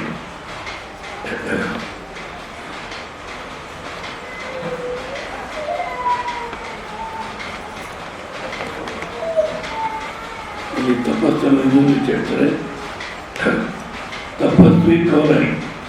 तपस्वी यार तपस्वी का अर्थ है जिसने सत्य को पाने के लिए अथक चेष्टा की. ಸತ್ಯವನ್ನು ತಿಳ್ಕೊಳ್ಳಿಕ್ಕೆ ಏನು ಯಾವ ರೀತಿ ಪ್ರಯತ್ನ ಬೇಕಾದ್ರೂ ಮಾಡ್ತಾರೆ, ಅದಕ್ಕೆ ತಯಾರಾಗಿದ್ದಾನೆ ಅಂಥವ್ರು ತಪಸ್ಸು.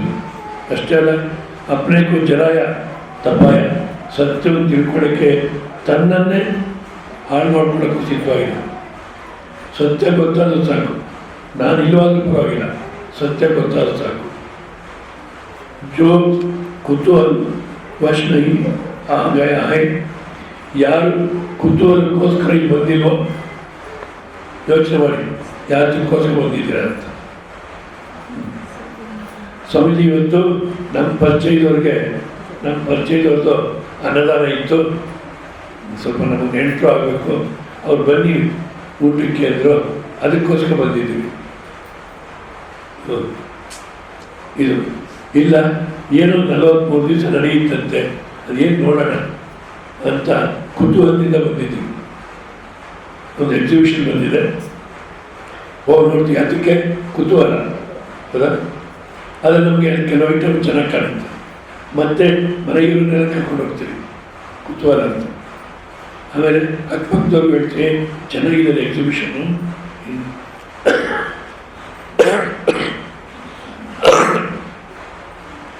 ಹಿಂದಿನ ಕಾಲದ ಎಕ್ಸಿಬಿಷನ್ ಅಲ್ಲ, ಈಗ ಲೇಟೆಸ್ಟು ಭಾಳ ಚೆನ್ನಾಗಿದೆ ಅಂತ ಎಲ್ರಿಗೂ ಹೇಳ್ತೀವಿ. ಆ ಎಕ್ಸಿಬಿಷನ್ ಆಯಿತು, ಹೊರಟೋಯ್ತು, ಮತ್ತೆ ಅದ್ರ ಬಗ್ಗೆ ಏನೋ ನಾವು ಯೋಚನೆ ಮಾಡ್ತೀವಿ. ಅದೇ ರೀತಿ ಇದು ಏನು ಕಾರ್ಯಕ್ರಮ ನಡೆಯುತ್ತೆ ಹೋಗೋಣ ನಡೀಲಿ ಅಂತ ಕುತೂಹಲದಿಂದ ಬಂದಿದ್ದರೆ, ಜೋ ಕುತೂಹಲ ನೈ ಆಯ, ಯಾರಾದರೆ ಕುತೂಹಲದಿಂದ ಬಂದಿಲ್ವೋ ಸತ್ಯವೇ ಬೇಕು, ಸತ್ಯಕ್ಕೋ ಪೂಜನೆಗೆ ಆಯ ಆಗಿ ಸತ್ಯವೇ ಬೇಕು ಅಂತ ಯಾರು ಬಂದಿರೋ ಅಂಥವ್ರು ಹೇಳೋ. जिसने सत्य को अपने की समर्पित किया है, ಸತ್ಯಕ್ಕೋಸ್ಕರ ತನ್ನನ್ನೇ ತಾವು ಸಮರ್ಪಣೆ ಮಾಡ್ಕೊಳ್ಳೋಕ್ಕೆ ಯಾರು ಸಿದ್ಧವಾಗಿದ್ದಾರೋ ಅಂಥವ್ರು ಹೇಳು.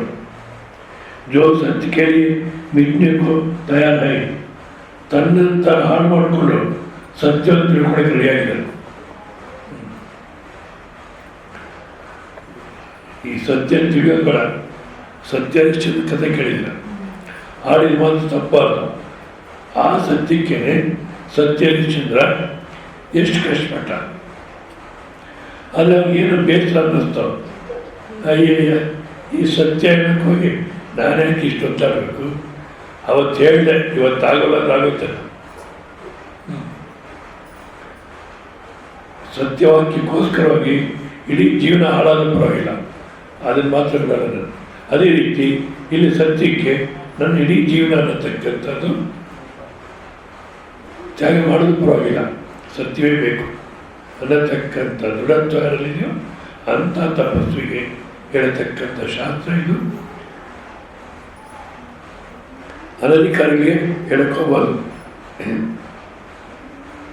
ಅಗರ್ ಜೀವನಕ್ಕೆ ಆಹುತಿ ದೇನಿ ಪಡಿ, ಜೀವನವನ್ನೇ ಆಹುತಿ ಮಾಡಬೇಕು ಸತ್ಯಕ್ಕೋಸ್ಕರ ಅಂದರೆ ತೋ ತಯಾರಾಗಿ ಅವ್ನು ರೆಡಿಯಾಗಿದ್ದಾನೆ ಅಂಥವ್ರು ಹೇಳು. वह एक हाथ में अपने जीवन को लेकर आया है, ಒಂದು ಕೈನಲ್ಲಿ ತನ್ನ ಜೀವ ಇಟ್ಕೊಂಡು ಬಂದಿದ್ದಾರೆ. ಅವರು यह रहा जीवन सत्य मुझे मिल जाए, ಈ ಜೀವನ ಅನ್ನತಕ್ಕ ಕೈನಲ್ಲಿ ಇಟ್ಕೊಂಡು ಬಂದಿದ್ದೀರಿ, ಇದನ್ನು ಬೇಕಾದ್ರೆ ನಿನಗೆ ಕೊಡ್ತೀನಿ, ನನಗೆ ಸತ್ಯ ಪ್ರಾಪ್ತಿ ಆದ ಸಾಕು. ತೋ ಮೈ ಜೀವನ ದೇನಕ್ಕೋ ತಯಾರು, ಸತ್ಯಕ್ಕೋಸ್ಕರ ಜೀವನವನ್ನು ಕೊಡಲಿಕ್ಕೆ ತಯಾರಾಗಿದ್ದೀನಿ ಅಂತ ಯಾವ ತಪಸ್ಸು ಇದನ್ನೋ ಅವನು ಮಾತ್ರ ಹೇಳು. ಸುಮ್ಮನೆ ಎಲ್ರಿಗೂ ಹೇಳೋಕ್ಕೆ ಹೋಗಬೇಡ, ಯಾಕೆಂದರೆ ಅನಧಿಕಾರಕ್ಕೆ ಕೊಟ್ಟರೆ ಯೋಚನೆ. ರಾಮಾನುಜನ ಹೇಳಿದಲ್ಲ, ರಾಮಾನುಜರು ಮಂತ್ರ ಎಲ್ರಿಗೂ ಹೇಳೋದು, ಮಾಡಿ ಮೇಲೆ ನಿಂತ್ಕೊಂಡು. ಎಷ್ಟು ಜನ ತಗೊಂಡ್ರು? ಎಷ್ಟು ಜನ ತಗೊಂಡ್ರು? ಮತ್ತು ರಾಮಾನುಜರು ಮಾಡಿದ್ದು ಒಂದು ರೀತಿಯಲ್ಲಿ ಅದ್ಭುತವಾದ ಕಾರ್ಯಗಳು. ನಾನು ನರಕಕ್ಕೆ ಹೋಗಕ್ಕೆ ಪರವಾಗಿಲ್ಲ, ಇವರೆಲ್ಲ ಸ್ವರ್ಗಕ್ಕೆ ಹೋಗಿ ಅಂತ. ಯಾಕೆ ರಾಮಾನುಜಾಚಾರ್ಯರು ಸೋಷಿಯಲ್ ವರ್ಕರ್, ಸನ್ಯಾಸಿ ಭಕ್ತ ಅನ್ನೋಕ್ಕಿಂತ ಅವರ ಸಮಾಜ ಸೇವೆ ಪ್ರಾಧಾನ್ಯವಾಗಿತ್ತು. ಬಟ್ ಕೊಟ್ಟರು, ಎಷ್ಟು ಜನ ತಗೊಂಡ್ರು? ಸೊ ವ್ಯರ್ಥವಾಯಿತು. ಆದ ಕಾರಣ ಅಧಿಕಾರಿಯನ್ನು ನೋಡಿಕೊಂಡ್ರೆ ಉದ್ದೇಶ ಮಾಡಬೇಕು. ಸೊ ಯಾರಾದರೂ ತಪಸ್ಸು ಮಾಡಿಲ್ವೋ ಅಂಥವ್ರಿಗೆ ಕೊಡಕ್ಕೆ ಹೋಗಬೇಡ. ಅಷ್ಟೇ ಅಲ್ಲ, ತಪೋರಹಿತಾಯ ನವಾಚ್ಯಂ, ಮತ್ತು ತಪಸ್ವಿನಿ ಎಬ್ಬಿ, ತಪಸ್ಸು ಮಾಡಿದ್ದಾನೆ ಆದರೆ ಭಕ್ತಿ ಇರೋದಿಲ್ಲ. ತಪಸ್ಸು ಮಾಡಿ ಯಾಕೆ? ಸ್ವಾಮಿಗಳು ಬರೀ ಸೊಪ್ಪೆ ತಿಂತಾರೆ, ಬರೀ ನೀರು ತಿನ್ನೋದು, ಬರೀ ಸೊಪ್ಪೆ. ಈ ರೀತಿ ಜನ ಮಾತಾಡಿಕೊಂಡ್ರೆ ನಾನು ಸೊಪ್ಪು ತಿನ್ನೋ ಇವಾಗ ಕೈಯಲ್ಲಿ ನಾನು ಸೌಂಡು ಯಾವತ್ತೂ ಮಾಡೋಕ್ಕೆ ಹೋಗಿಲ್ಲ ಅಂತ ಇಟ್ಕೊಂಡು ಬರೀ ಸೊಪ್ಪೆ ತಿಂತಾರೆ, ಏನು ಮುಟ್ಕೊಳ್ಳಲ್ಲ ಅಂದರೆ ನನ್ನ ಅಹಂಕಾರ ತೃಪ್ತಿ ಪಡುತ್ತಾರೆ. ಈಗ ನಿಜವಾದ ತಪಸ್ಸು ಅಂದರೆ ಅಲ್ಲ. ಯಾರೋ ಸ್ವಾಮಿಗಳಿದ್ರು ಶರೀರ ಬಿಟ್ಟು ಅಂತ ಇಟ್ಕೊಂಡು ಅವರು ಕಾಲು ಮುಟ್ಟಿ ನಮಸ್ಕಾರ ಮಾಡಿಸ್ಕೊಳ್ತಿರ್ಲಿಲ್ಲ ಮತ್ತು ದಕ್ಷಿಣೆ ತಗೊಳ್ತಿರ್ಲಿಲ್ಲ. ಬಟ್ ಆದರೆ ಆ ಕಾಲು ಮುಟ್ಟಿ ನಮಸ್ಕಾರ ಮಾಡಿಸ್ಕೊಂಡಿರೋ ಇರೋದು ಆ ದಕ್ಷಿಣೆ ಅದು ಯಾವ ನಿಜವಾದ ದುಡ್ಡಾಗಿತ್ತು. ಏನು ಹೇಳೋರು ಅಂದವರು ನೋಡಿ, ಕಾಲು ಮುಟ್ಟಿ ನಮಸ್ಕಾರ ಮಾಡಿರೋದು, ಕಾಲು ಮುಟ್ಟಿ ನಮಸ್ಕಾರ ಮಾಡಿಸ್ಕೊಂಡಿರ್ತಕ್ಕ ಸ್ವಾಮಿಗಳು ಯಾರು ಅಂದರೆ ನನ್ನ ಹೆಸರು ಹೇಳ್ತಾರೆ. ಹೌದಾ? ಇವಾಗ ಪಾದ ಪೂಜೆ ಮಾಡಿಸ್ಕೊಳ್ಳದೆ ಇರೋದೇ ಅವರ ಅಹಂಕಾರಕ್ಕೆ ತೃಪ್ತಿ. ದುಡ್ಡು ಕೈಯಲ್ಲಿ ಮುಟ್ದೇ ಇರ್ತಕ್ಕಂಥ ಸ್ವಾಮಿಗಳು ಯಾರು ಅಂತ ಕೇಳಿ ನನ್ನ ಹೆಸರು ಹೇಳ್ತಾರೆ. ಇದು ತಪಸ್ಸು. ಯಾಕೆ? ಭಕ್ತಿ ಇಲ್ಲ, ಅಹಂಕಾರ ಸಂವರಣೆ ಮಾಡ್ತಾರೆ, ಬುದ್ಧಿ ಇಲ್ಲ. ಆದ ಕಾರಣ ಅವತ್ತಾಯ ಪ್ರಾರಂಭದಲ್ಲಿ ಯಾರಾದರೆ ಯಾವುದೋ ಒಂದು ಶಕ್ತಿ ಇದೆ, ನಮ್ಮನ್ನು ಆಡಿಸ್ತಾ ಇದೆ ಅನ್ನತಕ್ಕಂಥ ಚೆನ್ನಾಗಿ ಅರ್ಥ ಮಾಡ್ಕೋಬೇಕು. ಇವಾಗ ನಾವು ಇದು ಮಾಡಿರ್ತೀವಿ ಮತ್ತು ಎಚ್ಚೆತ್ಕೊಳ್ತೀವಿ. ಯಾವುದು ಎಚ್ಚರಿಸುತ್ತೆ, ಯಾವುದು ಎಬ್ಸುತ್ತೆ ನಮ್ಮನ್ನು? ನಡೀತಿದೆಯೋ ಜನ್ಮ ಬಂತು, ಯಾರ ಇಚ್ಛೆಯಿಂದ ಬಂತು ಮತ್ತು ಯಾವ ರೀತಿ ನಾವೇ ಒಂದು ರೀತಿ ಹೋಗ್ಬೇಕು ಜೀವನ ಅಂತೀವಿ, ಇನ್ನೊಂದು ರೀತಿ ಹೋಗ್ತಾ ಇದೆ. ಯಾರ ಇಚ್ಛೆಯಿಂದ ಹೋಗ್ತಿದೆ? ಯಾವುದೋ ಒಂದು ಶಕ್ತಿ ಅಂತಕ್ಕಿದೆ. ಶಿವಾಜಿ ಮಹಾರಾಜರು ಸಮರ್ಥ ರಾಮದಾಸ್ ಹತ್ರ ಒಂದ್ಸಲ ಹೇಳ್ಕೊಂಡು ಹೋಗ್ತಿರ್ತಾರಂತೆ, ನನ್ನ ರಾಜ್ಯವನ್ನು ಭಾಳಷ್ಟು ವ್ಯವಸ್ಥಿತವಾಗಿಟ್ಟಿದ್ದೀನಿ, ಯಾವುದೇ ರಾಜ್ಯದವರು ನಮ್ಮ ಮೇಲೆ ಯುದ್ಧಕ್ಕೆ ಬರಲಿಕ್ಕೆ ಭಯಪಡ್ತಾರೆ ಅಂತ ಅದು ಏನು ಹೇಳ್ಕೊಂಡು ಹೋಗ್ತಾರೆ.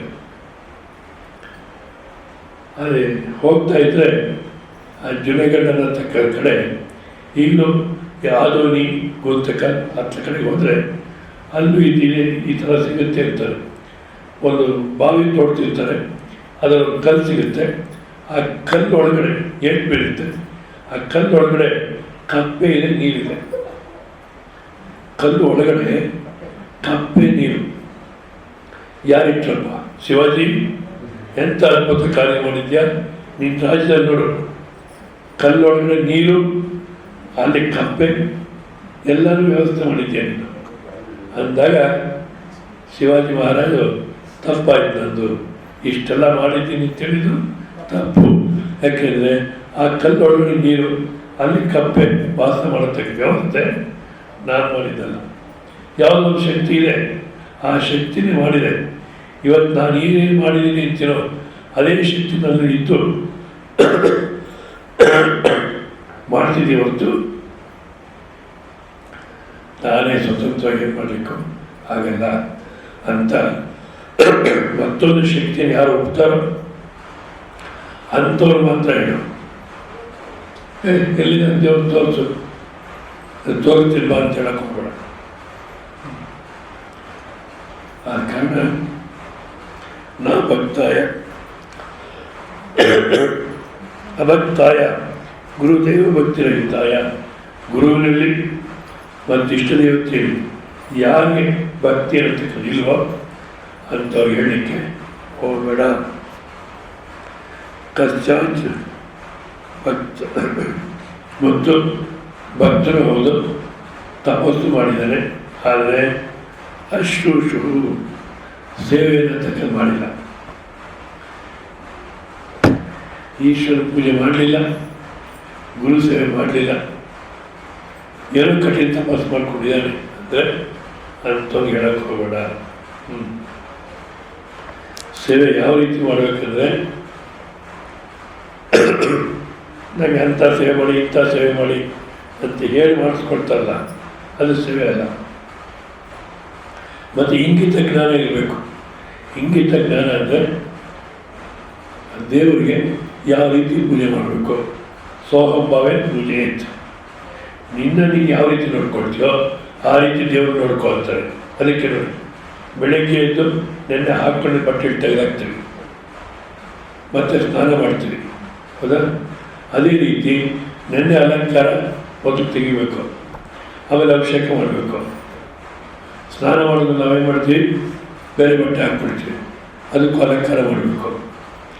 ಎಲ್ಲ ಆದಮೇಲೆ ಕಾಫಿ ಲೋಟ ಇಟ್ಕೊಂಡು ವರಾಂಡದಲ್ಲಿ ಕೂಡ್ತೀವಿ, ಯಾರು ಮಾತಾಡೋಕ್ಕೆ ಬರ್ತಾರೆ, ನಮ್ಮಿಂದ ಕೆಲಸ ಮಾಡಬೇಕಾದ್ರೆ ಹೊಗಳ್ತಾರೆ. ಅದೇ ರೀತಿ ಅಲಂಕಾರ ಆರತಿ ಆದಮೇಲೆ ಸ್ತುತಿ ಮಾಡು. ಮತ್ತು ಗುರುವಿಗೂ ಅಷ್ಟೇ, ಈ ಗುರುವಿಗೆ ಯಾವ ಸಮಯದಲ್ಲಿ ಏನು ಮಾಡಬೇಕು, ಏನು ಅವಶ್ಯಕತೆ ಅವರಿಗೆ ಅನ್ನೋ ಇಂಗಿತ ಜ್ಞಾನ ಇರಬೇಕು. ಆ ಇಂಗಿತ ಜ್ಞಾನದಿಂದ ಯಾರನ್ನೇ ಗುರು ದೇವರ ಸೇವೆ ಮಾಡ್ತಾರೋ ಅಂಥವ್ರು ಮಾತಾಡೋಕ್ಕೆ ಅಹಂಕಾರ ಸಮರ್ಪಣೆ ಆಗಿದ್ದಾರೆ, ಅವಾಗ ಅರ್ಥ ಆಗುತ್ತೆ. ಅಹಂಕಾರ ಸಮರ್ಪಣೆ ಮಾಡ್ತೀರ, ನೀನು ಹೇಳಲಿಕ್ಕೆ ಹೋದರೆ ಅರ್ಥವಾಗಲ್ಲ. ಯಾರೋ ಹರಕತೆದಾಸ್ ಹೇಳ್ತಿದ್ರು, ಹಾಗೆ ಯಾವ ರೀತಿ ಇರ್ತಾರೆ ಗುರು ಈಗಿನ ಕಾಲದವರು ಅಂತ. ಹೋಗೋ ಅವರಾಗ ಏನು ಮಾಡಲ್ಲ, ಹೋಗೋ ಹೂ ಬೆಳೆಸ್ಕೊಂಬಾರೋ ಅಂದರೆ, ಗುರುಜಿ ನನಗೆ ನಿಂತ್ಕೊಳ್ಳಿಕ್ಕೆ ಆಗಲ್ಲ, ನಾನು ಎಲ್ಲಿ ಹೂ ಬೆಳೆಸ್ತೀನಿ, ನಿಲ್ಲೋಕ್ಕೆ ಆಗ್ತಿಲ್ಲ. ಆಯ್ತು ಬಿಡು, ನಿಲ್ಲೋ ಕೆಲಸ ಬೇಡ, ಇಲ್ಲಿ ಒಳಗಡೆ ಕೂತ್ಕೊಂಡು ಸ್ವಲ್ಪ ಅಕ್ಕಿ ಆರಿಸು, ನನಗೆ ಅದೇನೋ ಕಣ್ಣು ಒಂಥರ ನೋವಿದೆ, ಹಾಕ್ಲಿಕ್ಕೂ ಆಗಲ್ಲ. ಏನು ಒಂದೊಂದು ಹೇಳ್ತಿರ್ತಾರೆ ಅಂತ. ಕೊನೆಗೆ ಗುರುಗಳು ನೋಡೋ, ಅವ್ರು ಯಾರು ಟಿಫನ್ ತಂದಿಟ್ಟಿದ್ದಾರೆ, ನನಗೆ ಇವತ್ತು ಹಾಕೊಂಡು ಟಿಫನ್ ಇಷ್ಟ ಇಲ್ಲ, ನೀನೇ ತಿನ್ನು. ಗುರುಗಳು ಬೆಳಗ್ಗೆಯಿಂದ ಎಷ್ಟೋ ಕೆಲಸ ಹೇಳಿದ್ದೀರ, ನಾನು ಎಲ್ಲ ಇಲ್ಲ ಅಂದಿದ್ದೀನಿ, ಇದಾದರೂ ಮಾಡ್ತೀನಿ. ಇಂಥವ್ರು ಹೇಳಕ್ಕೆ ಹೋಗೋಣ. ಸೇವೆ ಅಂತ ಯಾರು ಮಾಡ್ತಾರೋ ಅವ್ರು ಮಾತ್ರ ಹೇಳುತ್ತಾರೆ. ಇನ್ನು ಇದೇ ರೀತಿ ಶ್ಲೋಕಗಳು ಮುಂದಕ್ಕಿದೆ, ನಾವು ಮತ್ತೊಮ್ಮೆ ನೋಡೋಣ. ಓಂ ಪೂರ್ಣಮದ ಪೂರ್ಣಮಿದಂ ಪೂರ್ಣಾತ್